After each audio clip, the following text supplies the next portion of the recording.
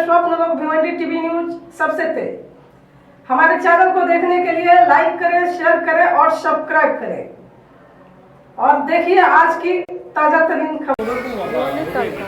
ग्राम पंचायत सामने में चौथा वर्धापन दिन 16 भगवान श्री कृष्ण मूर्ति का बड़े ही भव्य तरीके से मनाया गया। हम आपको बता दें कि हब श्री भास्कर माली साहब के घर पे चौथा वर्धापन दिन श्री कृष्ण भगवान का मूर्ति का मनाया गया। कीर्तनकार हब वासुदेव महाराज बहुत ही सुंदर कथा सुनाया और आप देख सकते हैं कि उनके साथ पूरी मंडली जो है आप सुन सकते हैं। चौथे वर्धापन दिन पे बहुत बड़ा प्रोग्राम किया गया था माननीय श्री भास्कर माली साहब के तरफ से, जहाँ पे सैकड़ों के तादाद में लोग उपस्थित थे। सबके लिए जो है महाप्रसाद महाभोजन का भी आयोजन किया गया था। तो चलिए देखते हैं वहाँ का कुछ दृश्य।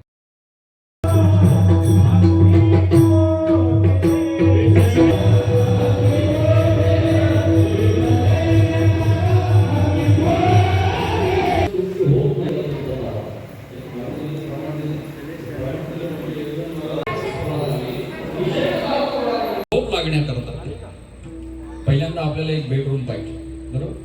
बेडरूम घेऊन हे कशा करता चाललंय? शांत झोप लागणे। बरं तेवढ्यावर भागत नाही, तिथं त्या गेटवर पाटी असली पाहिजे। कशी? एसी ना, एसी बरोबर कळतं ना, तर कुठला आणला शब्द वातानुकूलित, एसी पाहिजे। हे कशा करता चाललंय? शांत झोप लागण्याकरता, बरोबर? बरं एसी जरी असली तरी सुद्धा शांत झोप लागत नाही, कारण मच्छर चावतात नाही, मच्छर जाळी लावतात। पण मच्छर जाळी जरी असली तरी मच्छर आतमध्ये घुसण्याचा प्रयत्न करतात, मग त्याकरता काटकसर केलेली नाही। भागवा भागवी म्हणजे करायचं म्हणून नाही, तर भगवान श्रीकृष्णाच्या विषयी अंतःकरणात असणारी श्रद्धा आणि त्या श्रद्धेपोटी या कार्यक्रमाचं अतिशय चांगल्या पद्धतीने नियोजन केलं, त्याबद्दल भास्कर दादा आणि संपूर्ण माळी परिवाराला मनापासून धन्यवाद देतोच। आणि त्यांच्या विनंतीला मानून आपण सुद्धा सगळी मंडळी या ठिकाणी उपस्थित राहून या कार्यक्रमाची शोभा वाढवल्याबद्दल संपूर्ण श्रोते मायबापाला धन्यवाद देतो। आणि माळी परिवाराच्या निमंत्रणामुळे उपस्थित सर्व मायबाप श्रोत्यांच्या दर्शनाचा मला झालेला लाभ या संबंध उपस्थित सर्व गुणीजन गायनाचार्य, मृदुंगाचार्य, विनेकरी बाबा, कीर्तनकार, प्रवचनकार, महाराज मंडळी आणि आपण सर्व देवरूप श्रोतृवर्ग या सर्वांच्या उपस्थितीने कार्यक्रमाला लाभलेली भव्यता विठाल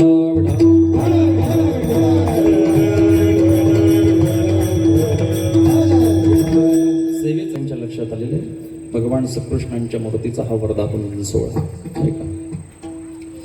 आणि 4 वर्षापासून या कार्यक्रमाचं नियोजन केलं जातं। आपण सर्व मंडळी याचे साक्षीदार आहात नाही का? आणि खऱ्या अर्थाने भगवान श्रीकृष्णांच्या कृपेने या ठिकाणी त्यांची वास्तू अतिशय सुंदर आहे। त्या वास्तूमध्ये विराजमान भगवान श्रीकृष्ण, श्रीकृष्णांच्या बद्दल सगळ्यांना कल्पना आहे। आपला हा जो वारकरी संप्रदाय आहे तिथूनच ती परंपरा आली। पांडुरंग परमात्मा आहे, श्रीकृष्णाचे अवतार नाही, त्याच्यामध्ये काही भेद। कृष्ण शब्दामध्ये अर्थच असा आहे, कर्षते म्हणजे आकर्षण, मनाचं आकर्षण हे भगवान श्रीकृष्णाचं रूप आहे। आणि द्वापार युगामध्ये भगवान श्रीकृष्णांचं ते कार्य आपण सगळी मंडळी त्याची साक्षीदार आहात। भगवान श्रीकृष्णाचं चरित्र आपल्या सगळ्यांना अवगत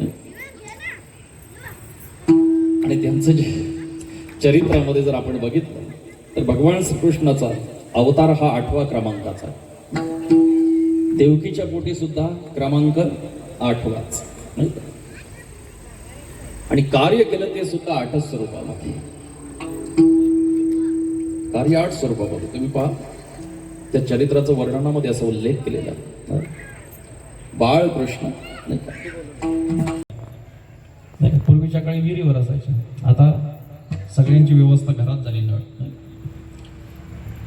आणि एक सौंदर्य संपन्न महिला तिथे पाणी भरत होती, अचानक तिच्याकडे लक्ष गेलं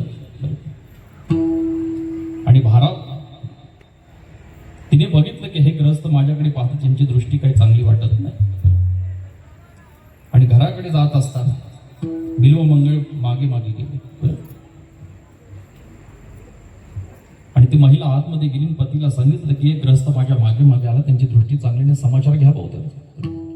ते काठी घेऊन बाहेर आले आणि आवाज दिला, काय पाहिजे तुम्हाला आमच्या दारात? बिल्वमंगळाने खाली मान घातली, म्हटलं मी इकडे आलो कसा काय? चाललो होतो परमात्मा प्राप्ती करता, पण इकडे आलो कसं काय? बरं पायाने म्हणत होतं, पाय चालले होते परमात्मा प्राप्ती करता, मग इकडे आणलो कोणी? डोळ्याने आणलं. डोळ्याने आणलं ना, मग गुन्हेगाराला शिक्षा झालीच पाहिजे. त्या घर मालकाने विचारलं, काय पाहिजे तुम्हाला? म्हणजे काय नाही, 2 दाबण पाहिजे. त्यानं म्हटलं पाहिजे असेल काय शिवायला. 2 दाबण आणून दिले, दोन्ही दाबण घेतले, डोळ्यामध्ये घालून बुबुळ बाहेर काढले. घर मालक रागाले, काय करता आमच्या दारात? काही नाही, म्हटलं गुन्हेगाराला शिक्षा. पापाची वासना धावू नको डोळा, त्या होणी आंधळा बरा देवा. पाप होण्यापेक्षा आंधळ पण आलेलं बरं. म्हणून बिल्व मंगळ तिथून निघाले परमात्मा प्राप्तीच्या उद्देशाने नामचिंतन करत करत सतत मुखाने नामचिंतन. 1 दिवस चालत राहिले, 2 दिवस चालत राहिले, पोटात अन्नाचा कळ नाही. आणि चालता चालता अरण्यातून वाट होती आणि पुढे एक मोठी दरी होती. त्या दरीच्या दिशेने चालले होते, दरीच्या दिशेने. आणि तेवढ्यात देवाला चिंता आहे, तुझी चिंता त्यासी. कारण भगवान सांगतात, अनन्य चिंतयंतो माई जना पुढे उपासना तेषा नित्य वियुक्ताने योगक्षेम वाहमेन, त्यांचा भार वाहे माता करी योगक्षेम चिंता. त्यांचा म्हणजे कोणाचा? जे अनन्य भावनेने चिंतन करतात त्यांचा. आणि देव तेवढ्यात तिथं आले.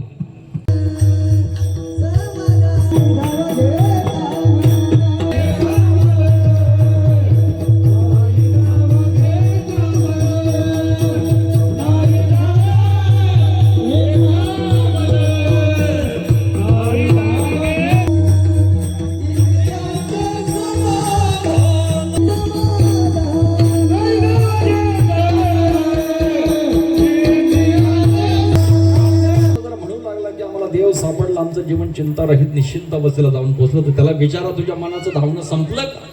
इंद्रिय सवय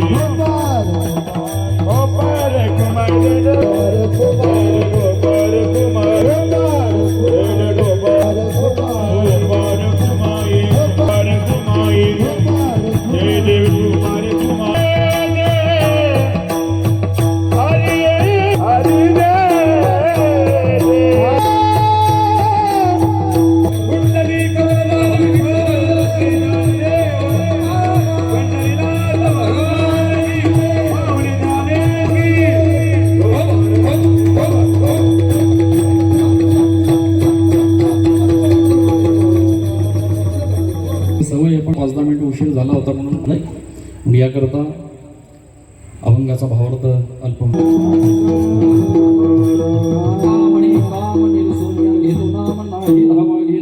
इंद्रियाचे समाधान कीर्तन या ठिकाणी संपुष्टात आले.